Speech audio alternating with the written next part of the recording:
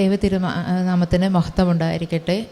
എൻ്റെ പേര് പ്രീതി. ഞാൻ പത്തനംതിട്ട ജില്ലയിലെ പൂങ്കാവ് എന്ന് പറയുന്ന സ്ഥലത്ത് നിന്നും വരുന്നു. ഞാൻ ഇപ്പോൾ ഇത് രണ്ടാമത്തെ സാക്ഷ്യമാണ് ഈ അൾത്താരയിൽ നിന്ന് പറയുന്നത്. ഈ ഒരു സാക്ഷ്യം പറയാൻ എന്നെ അനുവദിച്ച ദൈവകുമാരനും അമ്മയ്ക്കും 1000 നന്ദി പറയുന്നു. ഞാൻ സാക്ഷ്യം പറയുന്നത് എൻ്റെ മകന് വേണ്ടിയിട്ടാണ്. ഇതെൻ്റെ മൂത്ത മകൻ ഏദൻ എന്നാണ് പേര്.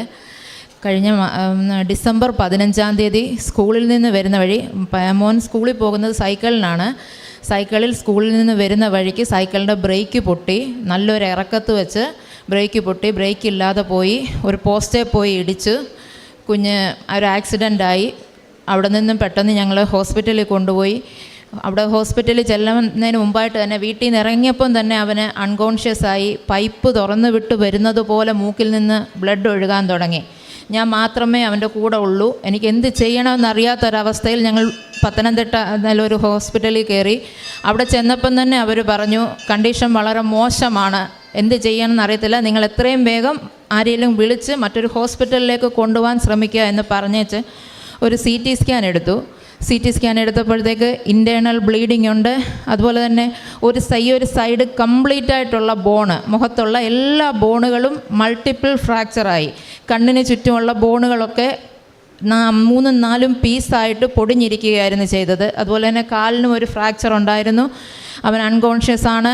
BP, pulse rate, heart rate എല്ലാം പോയി. ഹാർട്ട് റേറ്റ് 20 താഴേക്ക് പോവുകയാണ്.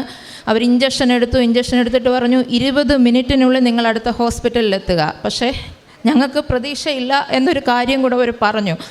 അവിടെ വെച്ച് ഞാൻ മാതാവിനോട് പറഞ്ഞു, അമ്മേ എൻ്റെ കൂടെ ഉണ്ടായിരിക്കണേ, ഒരു അമ്മയുടെ വേദന നിനക്കറിയാം, നീ എൻ്റെ കൂടെ ഉണ്ടായിരിക്കണേ. ഞാൻ പ്രത്യക്ഷീകരണ പ്രാർത്ഥന ചൊല്ലാൻ ശ്രമിച്ചു. പക്ഷേ ആ സമയം എനിക്കത് പ്രാർത്ഥിക്കാൻ പറ്റുന്നില്ല. എൻ്റെ കയ്യിൽ ഉടമ്പടി കാശ് രൂപം എൻ്റെ പേഴ്സിലുണ്ടായിരുന്നു. ഞാനത് കയ്യിൽ വെച്ച് പറഞ്ഞു, അമ്മ എൻ്റെ കൂടെ ഉണ്ടായിരിക്കണേ, എൻ്റെ മകൻ്റെ കൂടെ വേണേ എന്ന് പറഞ്ഞു.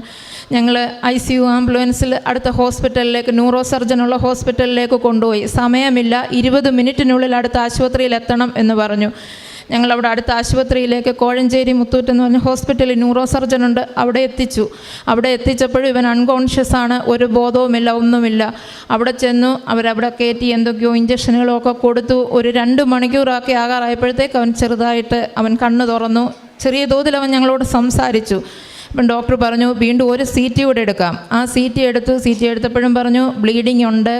തലയിലെ കംപ്ലീറ്റ് ഏതൊക്കെ ക്യാവിറ്റികളുണ്ടോ അവിടെ മൊത്തം ബ്ലഡ് ക്ലോട്ടായി കിടക്കുന്നുണ്ട്. ബ്ലഡ് നിറഞ്ഞു കിടക്കുവാണ്. അവനെ നമുക്ക് ന്യൂറോ ICUയിലേക്ക് ഒബ്സർവേഷനിലേക്ക് മാറ്റുവാണ്.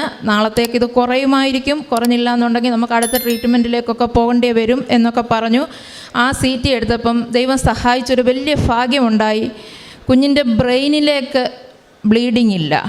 ഇൻറ്റേർണൽ ബ്ലീഡിങ് ബ്രെയിനിലേക്ക് വന്നിട്ടില്ല. അവൻ്റെ തൊട്ടു പുറത്തുള്ള ലെയറിൽ ബ്ലീഡിങ് വന്ന് നിൽക്കുകയാണ്, ബ്രെയിനിലില്ല. അപ്പോൾ ഡോക്ടർ പറഞ്ഞു സർജറിയുടെ ഒരാവശ്യവുമില്ല, അല്ലാതെ തന്നെ കുഞ്ഞ് റിക്കവറാകും, കെയറിങ് മാത്രം മതി എന്ന് പറഞ്ഞു. ഒരാഴ്ച അവൻ ICUയിലായിരുന്നു. അതിനുശേഷം എന്നാലും 2-3 മാസം കംപ്ലീറ്റ് റെസ്റ്റാണ് പറഞ്ഞത്. ഞങ്ങൾ ഇതിനിടയിൽ ഒരു ദിവസം ഇവിടം വരെ ഒന്ന് കൊണ്ടുവന്നു. ജസ്റ്റ് മോനെ ഇവിടെ ഒന്ന് പ്രാർത്ഥിച്ച് ഞങ്ങൾ പോയി. അന്ന് ഇവനെ അവിടെ അധികം നേരം നിർത്താൻ പറ്റുന്ന ഒരു കണ്ടീഷൻ അല്ലായിരുന്നു. അതിനുശേഷം ഇപ്പോൾ അവൻ ഓക്കെ ആയതുകൊണ്ടാണ് ഞാൻ വീണ്ടും അവനെ ഇവിടെ കൊണ്ടുവന്ന് അമ്മയുടെ മുന്നിൽ നിർത്തി ഞാൻ സാക്ഷ്യം പറയാമെന്ന് പറഞ്ഞു. അങ്ങനെ കൊണ്ടുവന്ന് ഇപ്പോൾ കുഞ്ഞ് ഓക്കെ ആയി. ചെറിയ തോതിലുള്ള തലവേദനകളും കാര്യങ്ങളുമേ ഉള്ളൂ. എല്ലാവരും പറഞ്ഞു ഇതൊരു മിറക്കിളാണ്. അവനെ നോക്കി ഡോക്ടർ പറഞ്ഞു ബ്രെയിനിൽ മാത്രം വന്നില്ല, അതുപോലെ തന്നെ മുഖത്തുള്ള കംപ്ലീറ്റ് ബോണിനും ഫ്രാക്ചർ വന്നപ്പോഴും അവൻ്റെ സ്കൾ ബോണ് ഒന്നും സംഭവിച്ചില്ല. സ്കൾ ബോണിന് ഒരു ക്രാക്ക് പോലും വന്നില്ല. മുഖത്ത് ഈ ഒരു സൈഡ് തൊട്ട് താഴെ വരെ മൊത്തം ബോണും ഫ്രാക്ചറാണ്. സ്കൾ ബോണിന് എന്നെ ഒരു കുഴപ്പവും പറ്റാതെ മാതാവും തിരുക്കുമാരനും കൂടെ എൻ്റെ പൈതലിനെ കാത്തു. ഇന്ന് നല്ല രീതിയിൽ തന്നെ ഇരിക്കുന്നു. അതിന് ഞാൻ മാതാവിൻ്റെ മധ്യസ്ഥതയിൽ നടന്ന ഈ ഒരു സല്ലിനെ എല്ലാം മാതാവിന് നന്ദി പറയുന്നു. അതുപോലെ തന്നെ ഞാൻ ഒരുപാട് പ്രശ്നങ്ങളിൽ കൂടിയൊക്കെ പോയുമ്പോഴും ഈ ഉടമ്പടി എടുത്തത് കാരണം പലരും എന്നെ കളിയാക്കും, നീ ഉടമ്പടി എടുത്തിട്ട് എന്തുകൊണ്ട് നിനക്കിങ്ങനെ വന്നു എന്ന് പറയുമ്പോഴും ഞാൻ പറയും ആ ഉടമ്പടിയുടെ ബലത്തിൽ എൻ്റെ മാതാവിനെ ശക്തിയിൽ നടത്തുന്നത് കൊണ്ട് ഒരു കുഴപ്പവും കൂടാതെ ഞാൻ നടക്കുന്നു. എനിക്കതിൽ യാതൊരു ഇതുമില്ല. അതുപോലെ തന്നെ ഞാനൊരു ലാബ് നടത്തുകയാണ്. ആ ലാബിൽ വരുന്ന എല്ലാവരോടും ഞാൻ പ്രേക്ഷിത പ്രവർത്തനത്തിൽ പറയുന്നതാണ്. ആ ലാബിൽ വരുന്ന ഒരുമാതിരി എല്ലാ ആൾക്കാരോടും ഞാൻ എൻ്റെ കുഞ്ഞിന് കിട്ടിയ സൗഖ്യം വെച്ച്, മാതാവിനിക്ക് എന്ന സൗഖ്യം വെച്ച് ഞാൻ പറയുന്നുണ്ട്.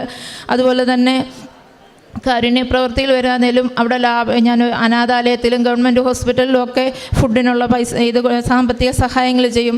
അതിനേക്കാളുപരി ലാബിൽ വരുന്ന നിർധനരായിട്ടുള്ള ആൾക്കാർക്ക് ടെസ്റ്റ് ചെയ്യാൻ പൈസ ഇല്ലാത്ത ആൾക്കാർക്ക് ഞാൻ ഫ്രീ ആയിട്ട് ടെസ്റ്റുകൾ ചെയ്തു കൊടുക്കും. പുറത്തേക്കുള്ള സ്പെഷ്യൽ ടെസ്റ്റുകളൊക്കെ ആണെങ്കിൽ പുറത്തേക്ക് ഞാൻ എത്ര രൂപ മാത്രം വാങ്ങിക്കുന്നു ആ പൈസ മാത്രം വാങ്ങിച്ചുകൊണ്ട് അവർക്ക് ടെസ്റ്റുകളും ചെയ്തു കൊടുക്കും.